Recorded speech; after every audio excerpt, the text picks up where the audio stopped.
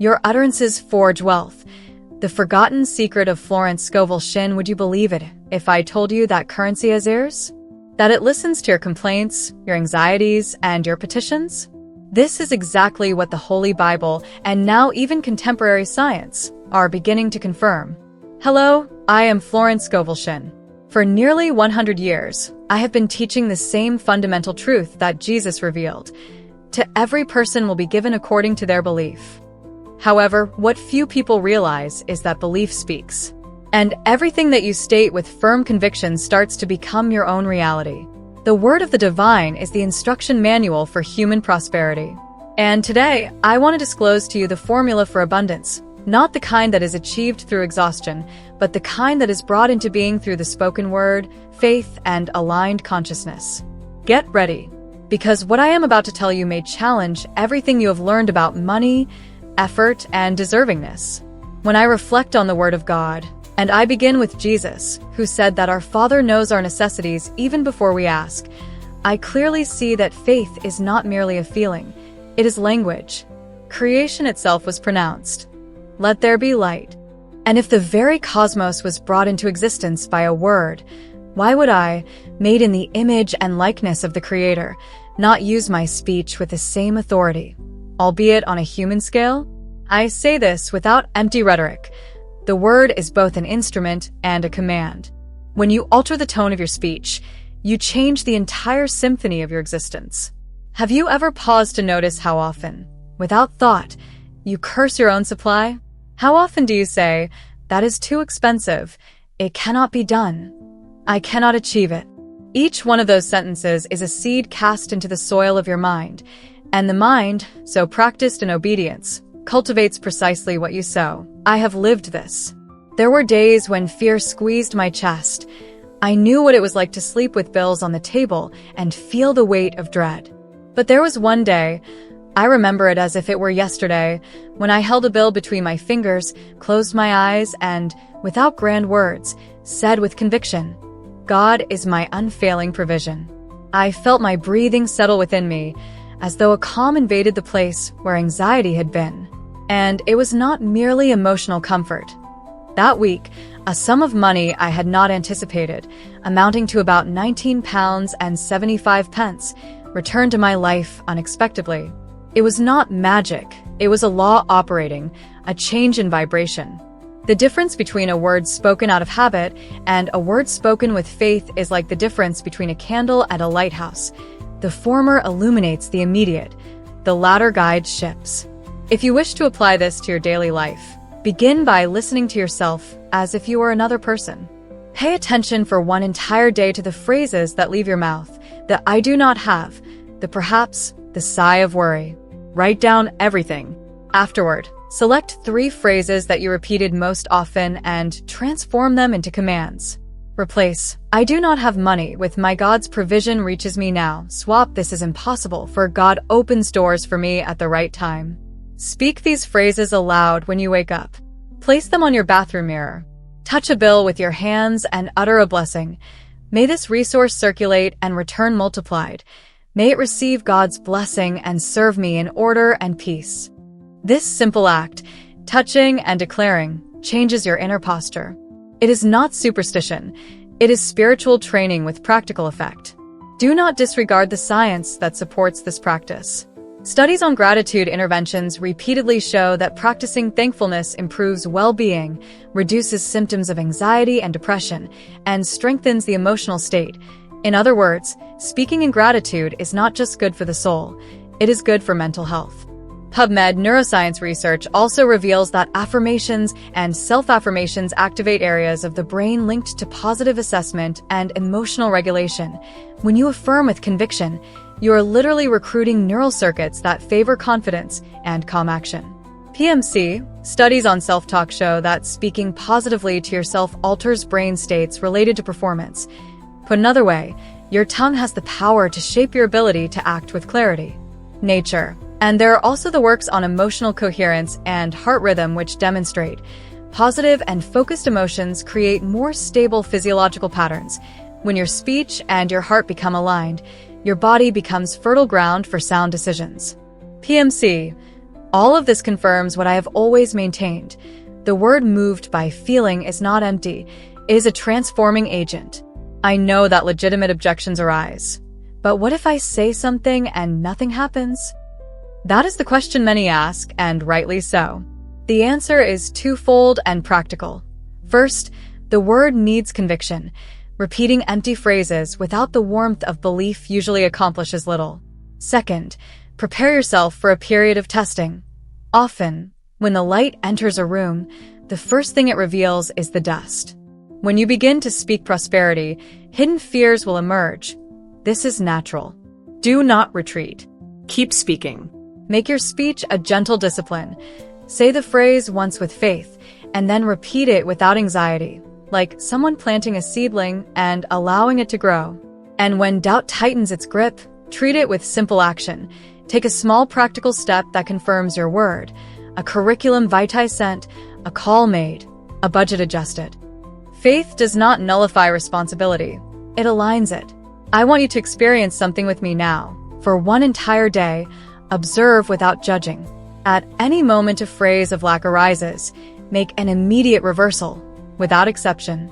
If you think that is too expensive, stop and say, "There is divine provision for me now." If you sigh, "It cannot be done," transform it into, "God shows me the way." Before sleeping, write 3 things for which you are grateful, small or great, and say an affirmation of possession. I am provided for. What is mine by divine right comes to me. This simple practice creates a consistency that the invisible world recognizes. And make no mistake, consistency conquers momentary impulse. Do not mistake faith for impulse. Faith is gentle, repeated discipline. I also want to share a case that deeply marked me, a personal memory that often touches the people with whom I work. One winter morning, I had only a few coins in my pocket. The shop windows shone, and I felt the old tightness of fear. Instead of giving in, I spoke to myself, softly, almost like a secret to a friend. There is no separation in the divine mind. All that is mine by divine right now comes to me under grace. I continued walking, repeating that phrase like someone keeping time with the steps of a song. That afternoon, a letter arrived. An old client had remembered a payment and sent more than agreed upon. I wept, not from shame, but from joy, because there I understood that the word, allied with inner peace, changes the course of events. This experience generated in me a mixture of relief and deep gratitude. If you feel the same tightness today, know that I do not say this from theory, but from lived experience. Now, applying this to current times, if you are facing unemployment, say in the morning, "The path to the right and blessed employment is being opened for me." If you have a small business that is barely surviving, declare, "Every customer who enters finds value and multiplies my good." If you are paying debts, hold each bill with reverence and say, "This resource circulates and returns multiplied." Do all of this with feeling, not as a slogan, but as a decree that vests your chest with peace. And while you speak, listen to your intuition. Often, intuition will point to a practical step you can take, a message, a request, an offer of service, and these actions, aligned with speech, are what transform word into result. Finally, I ask you a serious question. If what you say today were to become true tomorrow, what would you choose to say? The answer to that question reveals the language you have been cultivating and, therefore, the future you are summoning. Begin to speak as one who is already in possession of what you seek. Do so with simplicity, with reverence, and with courage. The word that is born in the heart and leaves in peace rarely returns empty. It builds, it heals, it attracts. Therefore, guard your tongue like a gardener protecting the flower bed.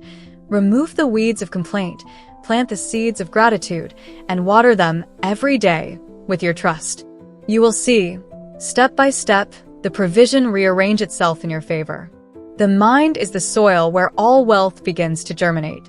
Just as the farmer knows that the type of harvest depends on the type of seed he plants, I learned that every word we speak is a living seed cast into that invisible ground called consciousness.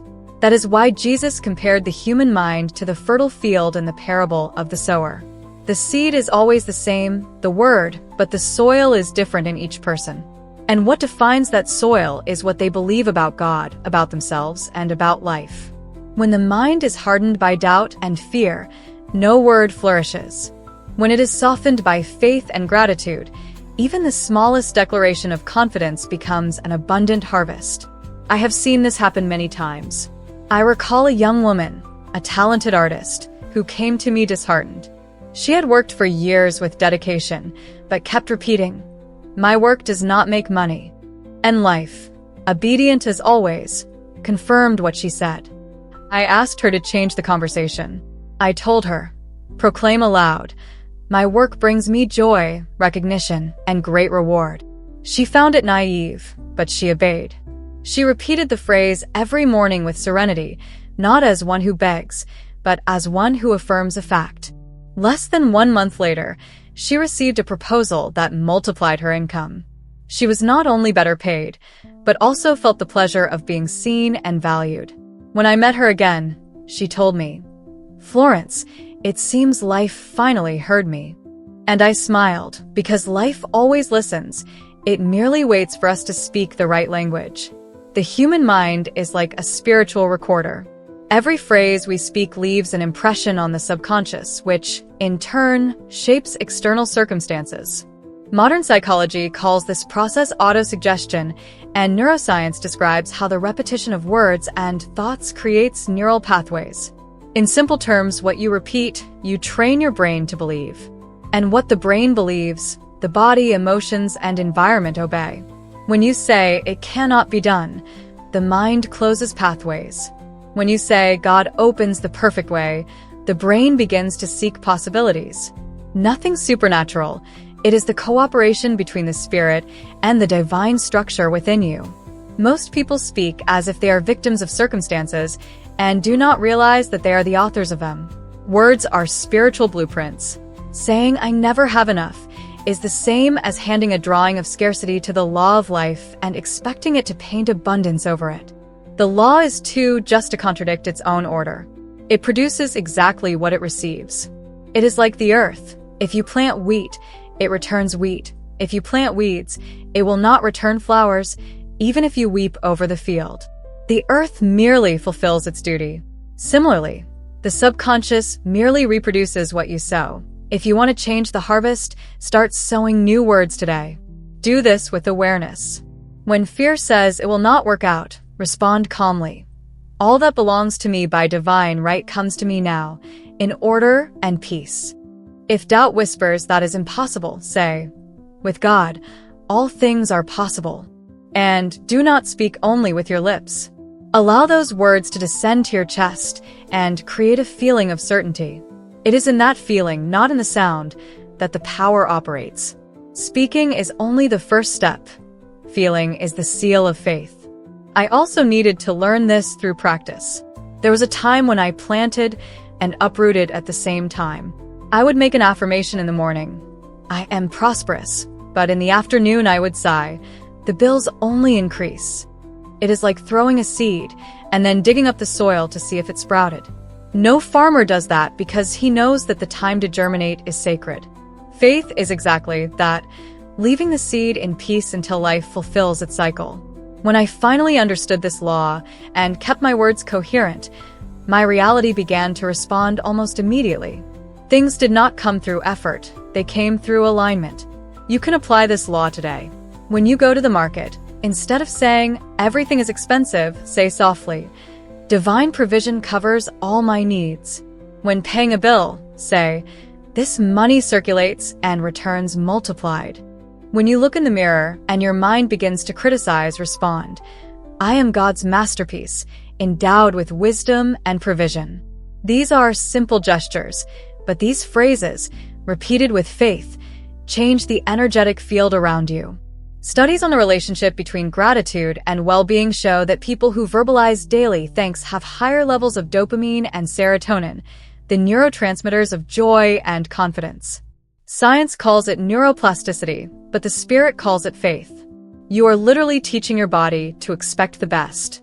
I want to tell you something I experienced that illustrates this law in an almost poetic way. Once, a severe winter was approaching, and I had little money. The cold pierced my bones, and for an instant the old fear tried to return. I took the few coins I had, placed them on the table, and said, "God, you are my unfailing provision.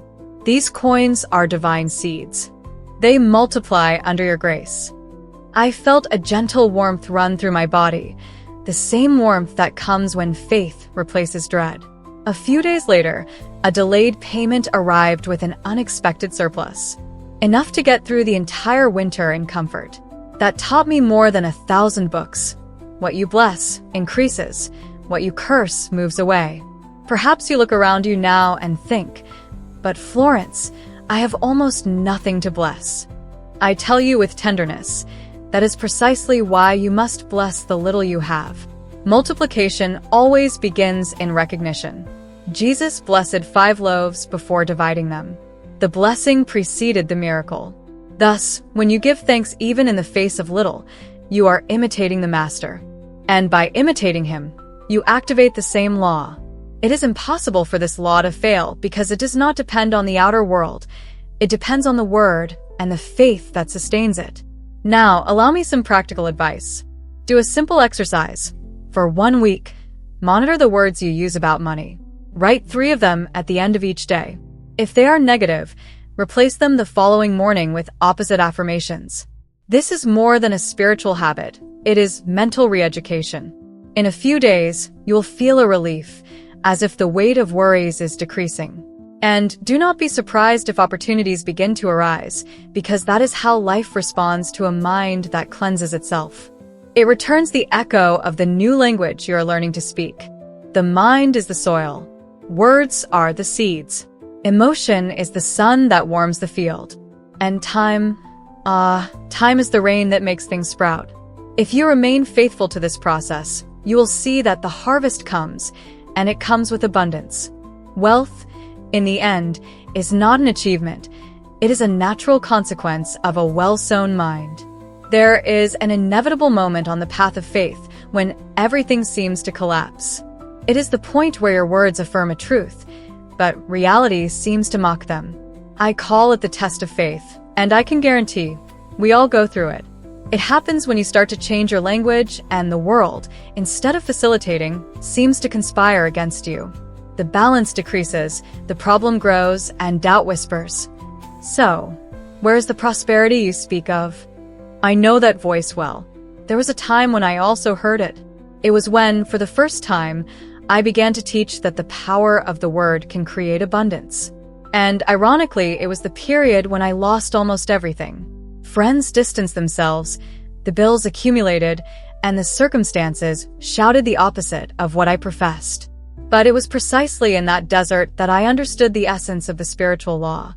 The word of faith is not a request. It is a decree. When you speak with faith, the universe does not test you to punish you. It merely shows how much you truly believe in what you have just said. Every challenge is an opportunity to confirm your vibration. Just as gold is proven in the fire, the word is proven in the circumstances. And it was in that fire that my belief became unshakable. I clearly remember a cold night when, alone, and without knowing how I would pay the rent, I sat down at a small table and declared aloud, "God is my unfailing provision. No good thing can be denied to those who believe." I felt tears fall, but I continued repeating, not with despair, but with serenity. That same week, a client I thought had forgotten me showed up to pay an old debt and brought more than the amount owed. At that moment, I understood something profound. The invisible obeys first, the visible later. It is the same with you. Perhaps you are praying for a change, but circumstances have become more difficult. Do not interpret this as failure. It is just the soil being tilled before the harvest. When the divine light enters, it first reveals the dust. And that can be uncomfortable. Fear tries to regain command. The rational mind seeks explanations, and you feel like giving up. But genuine faith is not the absence of fear. It is speaking despite it. Saying God will provide, even when the pantry seems empty. Declaring, I am prosperous, when the bank statement seems to contradict you. There is a spiritual and also a psychological force in this act. Modern research shows that when we maintain a positive outlook even in the face of adversity, the brain releases neurotransmitters that strengthen decision-making and reduce panic. It is what I call emotional coherence. The heart and mind come into harmony, and the body becomes a channel of faith.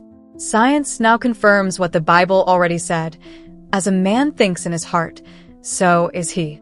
Allow me to tell a personal story that illustrates this principle. There was a couple I mentored, good Christians but dominated by worry. He had lost his job, and she, distressed, said every day, "We are ruined." One day, I sat with them and asked them to replace that phrase with another: "God is opening a new path for us."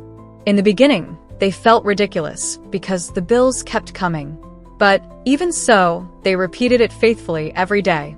3 weeks later, the man received a proposal to work in a completely different field, with a better salary and stability. They understood what previously seemed like theory. Words are like the bridge between the invisible and the real. Perhaps you are going through a period where no seems more frequent than yes. Maybe you have prayed, declared, believed, and yet the result has not yet come. Remember, faith is a process, not magic. The seed does not sprout on the day it is planted. There is a time for rooting, for hidden strengthening. And sometimes that time comes disguised as failure. The secret is not to change the discourse while the harvest has not yet appeared. The word is like an arrow. Once launched, do not go back to try to redirect it. Wait in silence and confidence. There was another moment in my life when I needed to apply this spiritual patience. After a period of plenty, I was going through a phase of scarcity. I already knew the power of the word, but I confess, fear still tempted me. I prayed and affirmed, but deep down there was a whisper. What if it does not work this time? One day, reading from the book of Isaiah, I found the verse, "So shall my word be that goes forth from my mouth. It shall not return to me void, but it shall accomplish what I please." I paused and understood that if I was created in the image of God, my words also do not return empty when spoken in faith. At that instant, I decided not to retreat. I continued affirming with tranquility and joy. And little by little, everything reorganized itself, new opportunities, new invitations, the flow returned. The Christian life is not exempt from trials. It is made of them. But every trial has the same purpose: to purify the word until it sounds like truth in the heart. Therefore, when fear comes, speak. When doubt shouts, bless. When lack knocks at the door, say calmly, "This too is God. This too is good. This too serves me."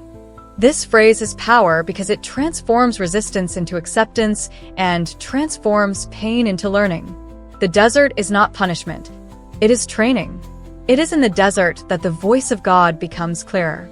Today, many would call this process resilience, positive mindset, or emotional intelligence. I call it active faith. It is the same principle with another name. Science merely gives new words to old truths. Studies on the psychology of hope show that people who maintain positive declarations in the face of crises are more likely to recover. I would say they are simply practicing the power of confession. If you want to apply this now, do the following. Choose one area of your life that seems stuck. It can be finances, health, or relationships. Write a short declaration of faith, something like, "God is preparing the perfect path for me." And declare it every day, even when it seems like nothing is happening. Do not say it as a request. Say it as one who has already received. During the process, notice the small signs: an idea, a conversation, an unexpected invitation.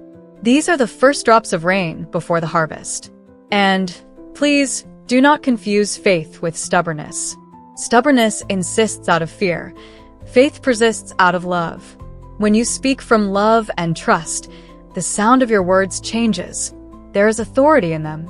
And the spiritual world recognizes that tone, just as a mother recognizes the voice of her child. True faith has a quiet beauty. It does not need to prove anything. It simply remains. And when the right time arrives, circumstances surrender. I saw this happen in my life, and you will see it too. Because the word of faith is a living seed, and the test is not the end.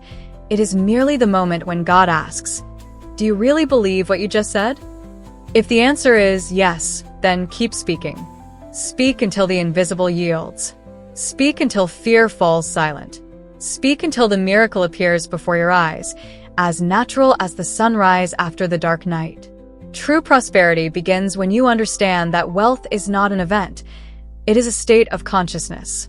It is the visible reflection of a mind aligned with the Word of God. And that is the formula for abundance. Word plus faith plus gratitude equals manifestation. Simple, yet profound. Everything that exists in the material world begins first in the language of the Spirit. First you speak, then you believe, and then you give thanks even before you see the result. This is how the invisible transforms into reality. For years, I observed people praying for prosperity, but speaking the opposite of what they desired. They said, "I trust in God," but soon after murmured, "Things are difficult." And I realized, they prayed with their lips, but denied with their everyday words. Faith manifests in constancy, and gratitude is the seal that confirms trust. If you speak faith in the morning and complain in the afternoon, you are mixing incompatible ingredients. It is like trying to light a candle while blowing on it. Once, a merchant came to me in complete despair. He said, "Everything I touch goes wrong." I heard that phrase and thought, he just said a prayer, only in the wrong direction. I explained to him that words have a neutral creative power. They obey those who utter them, not the desire behind them. I asked him to change the declaration. I wrote a new affirmation for him. "Everything I touch prospers and blesses all involved." He looked at me suspiciously, but decided to try. He repeated this phrase with discipline, every day, in the morning and before sleeping. In the first few weeks, nothing changed. But little by little, customers began to return, new contracts appeared, and the business stabilized. He came to me months later with tears in his eyes and said, "Florence, it was as if the wind had changed direction." I replied, "It was not the wind. It was your words, blown in the right direction." Gratitude was what completed the transformation. Because gratitude is not just a response to the miracle, it is the very magnet that attracts it. That man learned to give thanks not for what he saw, but for what he believed.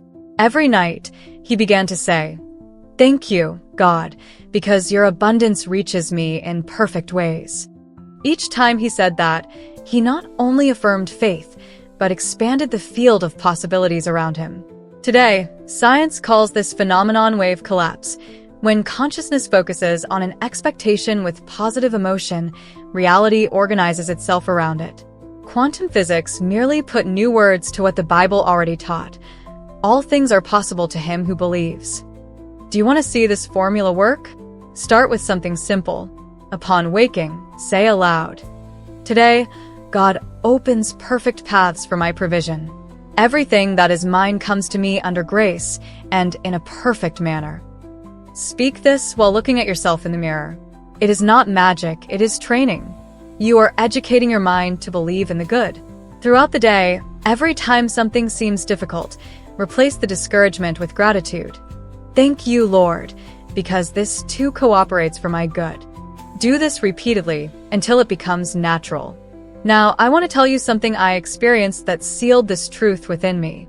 It was during a period when I enthusiastically taught the law of the word, but there was still an area of my life that pained me. I helped others to prosper, but I myself faced delays and uncertainties. One day, after a lecture, I returned home tired and thought, "Lord, I speak so much about prosperity. Why do I still feel this pressure?" Then I heard, within me, a serene voice say, "You speak with faith, but you forget to thank." That hit me like a revelation. That night, before sleeping, I did not ask for anything. I just gave thanks. I gave thanks for the roof, for my breath, for the gift of teaching, for every person who had been touched by my voice. I slept in peace. The next morning, a correspondence awaited me, an invitation to publish my texts in another country, with all costs covered. I smiled, not because of the result, but because I understood the lesson. Gratitude opens doors that effort could never force open. Gratitude changes the tone of the prayer. When you give thanks, you no longer ask, you proclaim. That is why Jesus always gave thanks before the miracle. Facing 5 loaves and 2 fish, he did not ask for multiplication. He gave thanks. And the blessing came because gratitude is the recognition of God's abundance, even before seeing it. So, if you want to prosper, give thanks now, even if your pocket is empty. Say, Lord, I thank you because your abundance is infinite, and I am part of it.